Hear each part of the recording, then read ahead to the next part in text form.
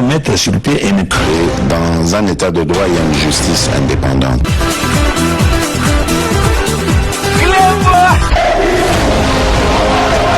Ce n'est pas pour rien qu'il faut des causes.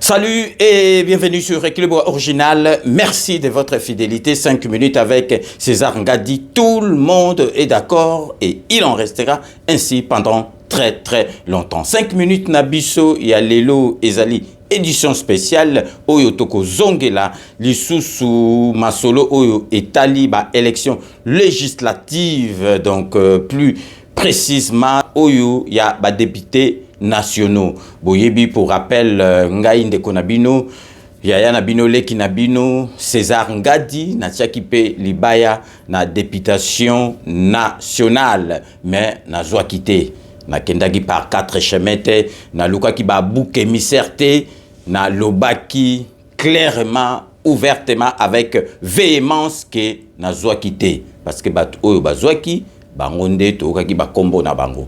Parce que ba te belé ba komaki bilobela, ba te belé ko critiquer, ba misusupe ba kendaki na cour constitutionnelle pour bango ba monagi ke seni akosela ki bango makambu donc pour na bango ba zwaki. Lelo toko pesabino décision ya cour constitutionnelle. Une fois de plus donc vraiment nazo tenir ko loba grand merci à vous qui avez cru en moi et m'avez soutenu. Je vous reste infiniment reconnaissant. Malgré que na quitté, mais ils allaient na bateau yo, ba croira ki na ngai, ba soutenir ki ngai. Donc na ko rester vraiment infiniment reconnaissant pour Nabino. Donc vraiment to revenir na oyo na ebisi bino oyo bomoni na kati ya titre ya émission na biso ya lelo. Donc après Seni porte ya suka etikalaki cour constitutionnelle ba oyo ba monaki ke Seni asali bango nyamu bazalaki par rapport à loi na possibilité ya kokende ko sala requête na cour constitutionnel pour valider boyebi ataba député batangaki ba kombo na bango mais bazali nanu député te il faut ba valider mandat na bango en tant que député national. Yango wana lelo jeudi 8 février 2024 cour constitutionnelle et witi ko rejeté na lobi bien ko rejeté ba requête Nyoso ezalaki au nombre de 68 yaba candidats députés nationaux invalidés par la CENI. Nalobi malamu. Lelo jeudi 8 février, cour constitutionnelle est rejeté ba dossier Nyoso nalobi bien de Nyoso yabatu oyo ba tindaki ne tutelo ba recours mukanda na cour constitutionnelle parce que yango ezali étape ya suka pour ba espérer que ba valider bango ba loba ke Seni akosela ki bango ba faire ou bien boy mais nazali koyebisa bino que cour constitutionnelle a rejeté ba requête ya ba candidat député nationaux wana na lo bango un peu na français parce que na lingala ezaka moi neti na britande la mingi. La Cour constitutionnelle a rejeté toutes les requêtes de candidats députés nationaux invalidés par la CENI. Donc, yebaka kiwanezali ki étage à souka, histoire à souka. Donc, misusu ba dossier na bango ezalaki pona ba rejetango parce que ezali non fondement et puis ba misusu irrecevabilité.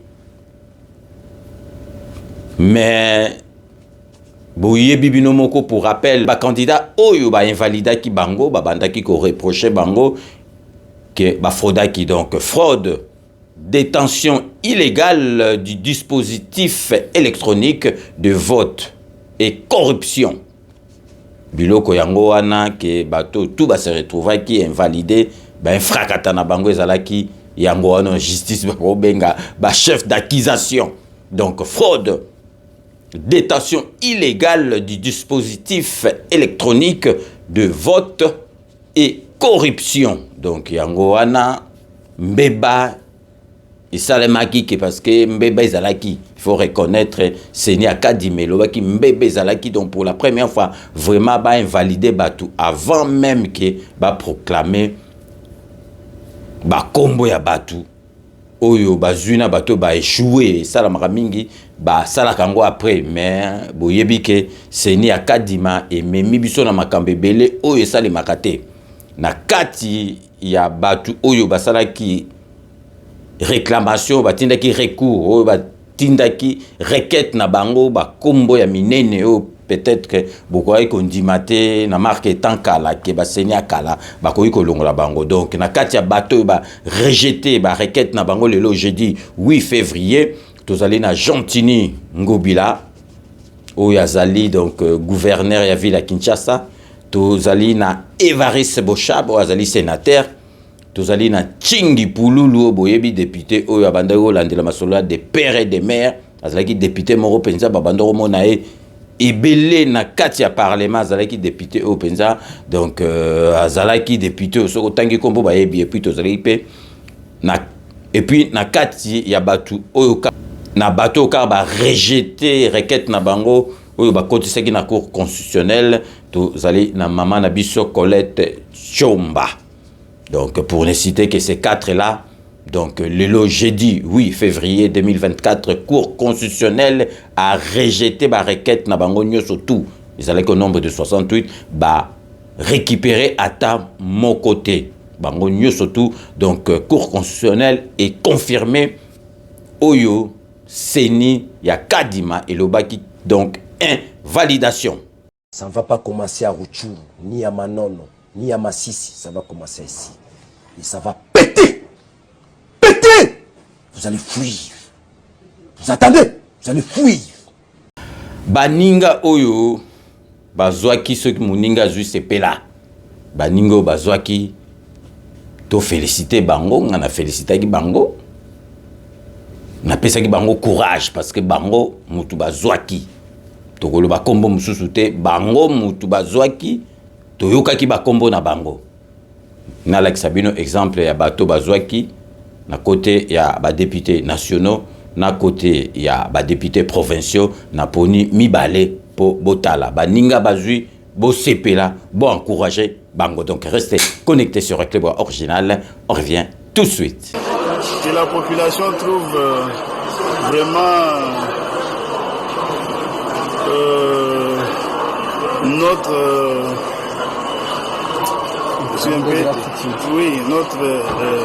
signe de nos remerciements et notre signe de gratitude que nous envoyons. Comme je viens d'être élu, je remercie ensuite pour revenir en Go mes électeurs.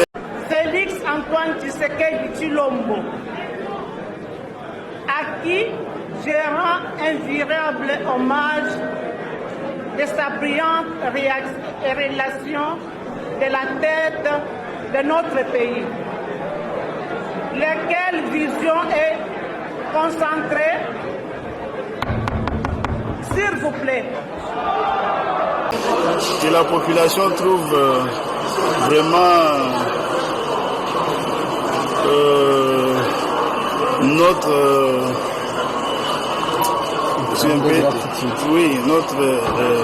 signe de nos remerciements et notre signe de gratitude que nous envoyons.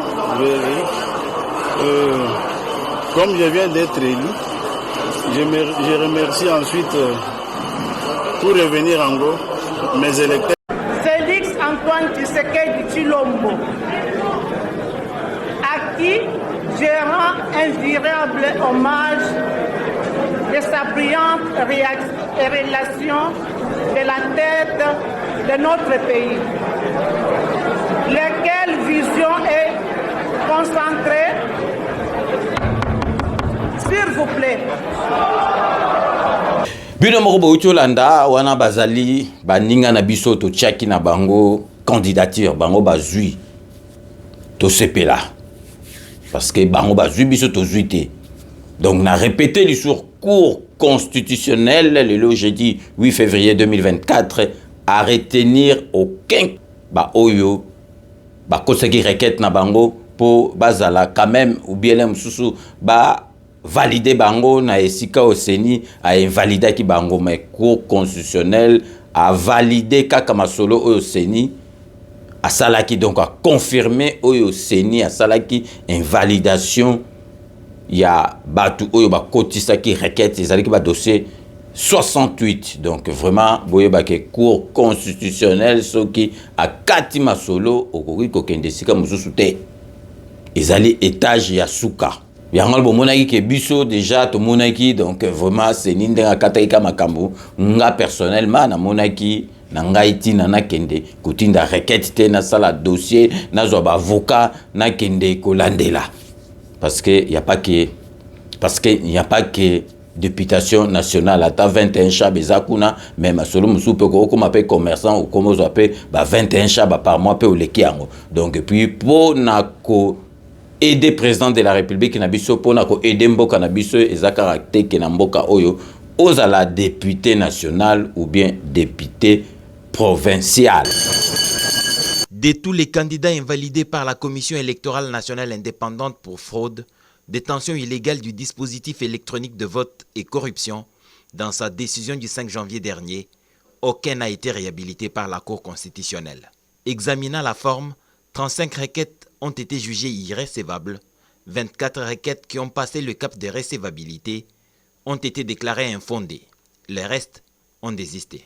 La Cour constitutionnelle recale donc toutes les requêtes reçues dans l'affaire de l'annulation des voix des candidats à la députation nationale, parmi lesquels Jean-Tini Ngobila, Évariste Bochab, Nsingi Pouloulou, Colette Chomba et Charles Mbouta Muntu, sans être exhaustif. En clair, la Cour constitutionnelle veut tout simplement signifier qu'aucun recours n'est passé, même si elle a affirmé que la CENI n'est pas compétente pour annuler une élection. L'annulation d'un scrutin ou des suffrages exprimés en faveur d'une liste de partis, de regroupement politique ou d'un candidat indépendant est un acte qui ressort du contentieux électoral dont la compétence est exclusivement réservée aux juridictions pour connaître de celui-ci. Siégeant en chambre unique, Dieudonné Kamou, l'État président de la Cour constitutionnelle, s'assure des jugements à rendre sur toutes les requêtes pour certainement éviter les erreurs du passé. Déjà, il faut saluer qu'autant d'arrêts soient rédigés en un temps si court. La Cour ayant rendu son arrêt en premier dernier ressort, c'est terminé. Na tenaki na émission na biso alelo to lakisa décision ya cour constitutionnelle ya mboka na biso. Et puis boyebi kaka na kati actualité hier, donc hier mercredi, jour où tout beteki demi-finale au Parnabiso, président de la République, son Excellence Félix-Antoine Tshisekedi Tshilombo a désigné qui Augustin Kabouya Wazali, secrétaire général, il y a UDPS comme informateur. Yemutu ako kendeko identifié nakatia parlement ko identifié majorité tout qui bino parce que to sala que mission moko to qui temps ya relaxa bino ba image tendeki président de la République ayambaki et puis déclaration peut to tiela bino mais to ngola bino lisusu yango pour rappel. Donc restez connectés sur Éclairbois Original, on revient tout de suite. L'attente n'aura pas été de longue durée. Moins de 20 jours après son investiture, le président de la République réélu vient de confier à M. Augustin Kabouya Tshilombo une mission d'information au fin d'identifier formellement une coalition majoritaire à l'Assemblée nationale. Cette exigence de la Constitution permettra la formation prochaine du gouvernement, le premier du nouveau quinquennat du président Félix-Antoine Tshisekedi Tshilombo. Le secrétaire général de l'UDPS, parti arrivé en tête de liste selon les résultats provisoires des dernières élections, mesure parfaitement l'immensité de la tâche lui confiée. Je suis très content de la désignation. Et je commence d'abord par remercier le Créateur des cieux et de la terre qui a permis que cette nomination puisse avoir lieu et remercier aussi le chef de l'État en particulier qui a porté son choix sur ma personne. Ce n'est pas parce que je suis plus intelligent que tout le monde, mais c'est un destin. Dieu a voulu que ça se passe ainsi. Je dois vous dire sincèrement que, politiquement parlant, je suis l'informateur naturel du chef de l'État, comme je suis le responsable numéro 1 de sa famille politique. J'étais obligé de faire ce travail même avant ma nomination comme informateur. Cette mission marque la volonté du chef de l'État de mettre en place dans un délai raisonnable un gouvernement capable d'accompagner sa vision déclinée dans son discours d'investiture. Vision qui priorise la préservation de l'intégrité territoriale du pays et l'amélioration de la vie sociale du peuple. Augustin Kabouya devra présenter son rapport dans 30 jours, une durée renouvelable, une seule fois.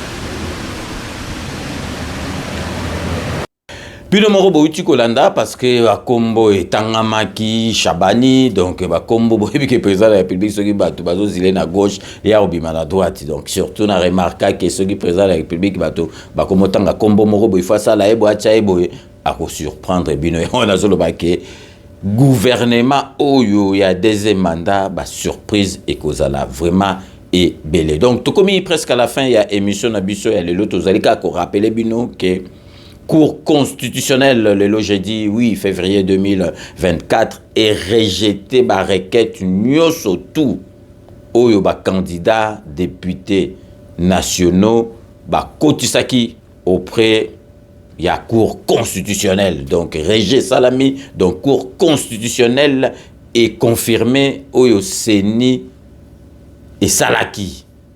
Donc pour bomona que makambo ezoli ko sala malamboka na biso surtout seni akadima et sali nanu salamate tout monde a compilation en direct ya présidentielle tout monde a que donc ba kombo ezalaki kala ke lemsukuta ko sa ne campagne te mais a ko se retrouver ba élirier o ba bando benga ba nomination donc et salamité na kadima et salamité na seni oyo ya kadima. Donc to komi vraiment presque à la fin de l'émission na biso tozalika ko rappeler bino na ba kombo oyo ya bato ba kotisaki requête na bango na cour constitutionnelle pour ba récupérer bango tozali na Gentini Ngobila, Évariste Bochab, Tchingi Pululu, Colette Chomba. Donc ezali ba kombo moko ebani to tanka 4 wana mais bochaka kana mitu na bino ke bato nyoso tout ba kotisa ki recours to be angoka recours donc batindi requête na kati ya cour constitutionnelle ata mon côté ba reprendre ye ke balo ba keseni abosanaki po na makambo mutu bo bango nyoso tout bako mona nate na kati ya parlement donc yango na vraiment to tenaki lelo na édition na biso spéciale to beta c'était to la kisabino ke makambo ezali vraiment changer nakati ya mboka na biso. Donc c'est la fin de ce 5 minutes avec César Ngadi, édition spéciale que j'ai eu l'immense plaisir de vous présenter ces jours. Restez donc connectés sur Clébois Original pour la suite de nos programmes. Ça ne va pas commencer à Rutshuru, ni à Manono, ni à Massissi, ça va commencer ici. Et ça va péter. Péter. Vous allez fuir. Vous attendez, vous allez fuir.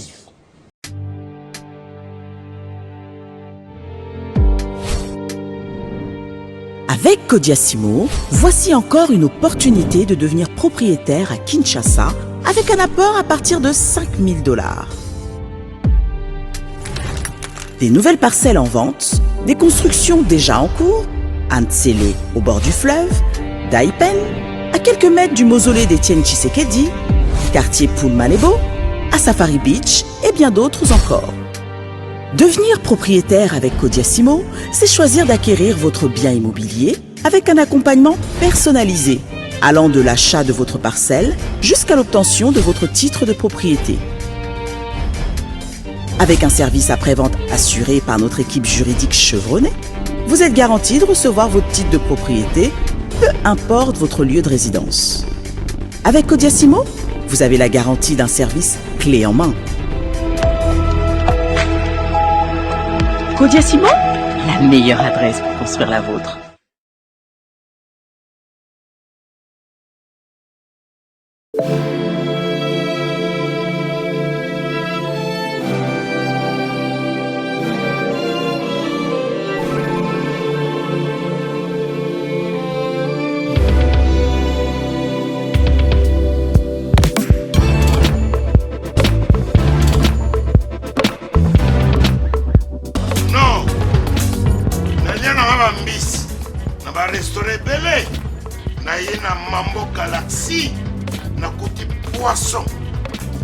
tala mbisi mbisi mpe ya mwana te aza minere te aza mokolo to bokolia yango familial botondi mbisi basangisa na crevete kaka ye mbisi basangisi ye na makemba basangisi na poivron basangisi na céleri basangisi na pomme de terre basangisi ye na munganza donc mbisi azwi vitamine baza lisusu na ngulu baza lisusu makayabu brochette oyo tobengi kamundele mayebo to biloko nyonso ya mboka pa galaxie mambo tozolia se mambo galaxie tozosala mpa na bana mboka yango wana congolais mpona esika oyo kolela or ke bacongolais toyebani osali 6 mois okundi na propriétaire tie mosaka na liso mais galaxie mambo 8 ans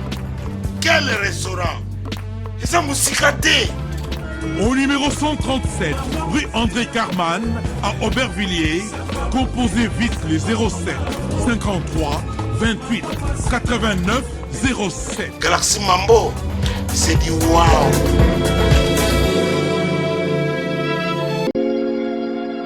Sepela TV ezali décodeur ya Banamboka.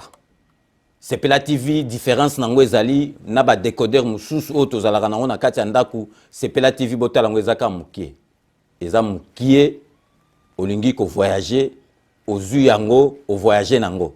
Parce que ba décodeur obiso tozalaka nango evandika na ndaku mais Sepela TV déjà eza mukie botala ozu o kolisi yango ka na poche na kosi na poche à veste o voyager o memi yango partout dans le monde ici que kende. Donc ozaka na besoin ya câble HDMI courant na internet. Internet est comme partout, courant zalaka partout. Donc ils en a plus de 500 chaînes yo surtout ya kitoko. Bilengi ba choix ya congolais kaka mutaoye bango. Donc congolais kaka mutaye bango. Congolais kaka mutaoye ba elengi nini yo kaka. Donc congolais kaka mutaye bango. Donc c'est Sepela TV za ya Banamboka. Bozwa abonnement nango okozwa ngo ya ne mobimba okozwa ngo pe par mois. Au bengi bango na ba numéro na bango bozali komona. Donc Sepela TV ezali décodeur ya yo ya ngai. Donc ezali ya étranger te ezali ya Banamboka. Avec Sepela TV tout le monde est d'accord et il en restera ainsi pendant très très longtemps. Bienvenue dans le monde de Sepela TV. Sepela TV est le décodeur qui vous permet de suivre les chaînes du Congo en direct de la diaspora. Wami Business, votre agence de fret maritime et aérienne. Vend des produits importés, lait de beauté, vin rouge, blanc, rosé, sel, sucre, désodorisant, eau de javel, savon de Marseille, casseroles et divers articles. À Kinshasa, nous sommes sur l'avenue Maringa 83, direction Assosa dans la commune de Kassavou. Pour plus de contacts, appelez-nous au plus 243 85 018 22 17 0033 75 80 96 032. Wami Business, toujours la qualité. Sur Paris, nous sommes au 5 boulevard Ornano 75 018. Wami Business avec Mama Mireille Wankaki, toujours la qualité. Chez Elbito Coiffure, toujours, ça marche comme ça là, avec l'expédition là. Toujours.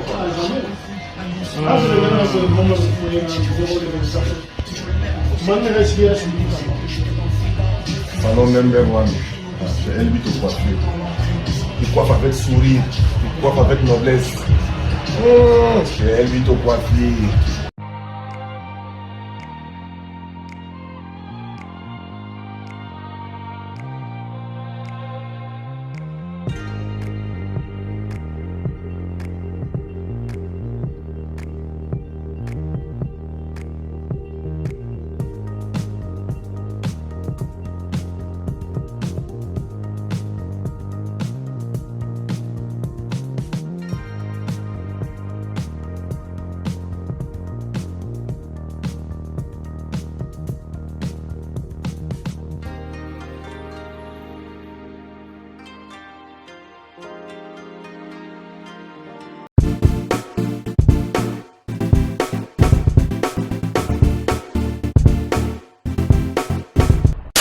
mettre sur pied une créer dans un état de droit et une justice indépendante.